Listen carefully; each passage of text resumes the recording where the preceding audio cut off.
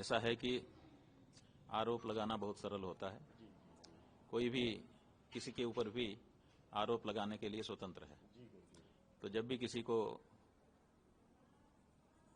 बदमाशी सूझती है तो वो किसी पे आरोप लगा देता है, लेकिन आरोप लगाने के बाद आरोप टिकना चाहिए, वो सिद्ध होना चाहिए। तो अगर वो आरोप सच होगा तभी सिद्ध होगा, अगर वो आरोप झूठा है तो वो टिकेगा ही नहीं।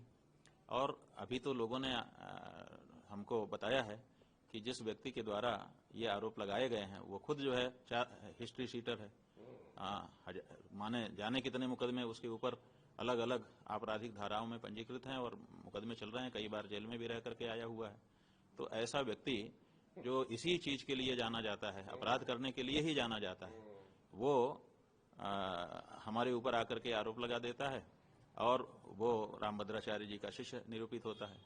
रामभद्राचार्य जी इतने बड़े हिस्ट्री शीटर को शिष्य बना करके क्यों रखे हुए हैं, ये भी एक बड़ा प्रश्न उठता है।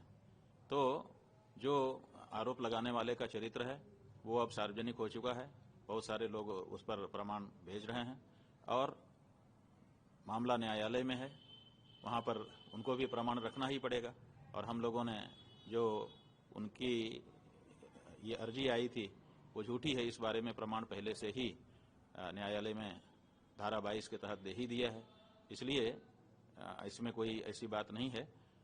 जो भी व्यक्ति धर्म कार्य करने के लिए आगे आता है उसके ऊपर ये सब होता ही है। जब किसी पेड़ में फल लगता है ना, तो कुछ ऐसे होते हैं बच्चे, वो आकर के पत्थर मारने लगते हैं। तो उनके पत्थर मारने से जो वृक्ष है वो अपना स्वभाव थोड़े छोड़ देता है। इसलिए हम लोगों के द्वारा जो गौ माता की रक्षा की आवाज उठाई गई है वो बिल्कुल उठाई जाती रहेगी।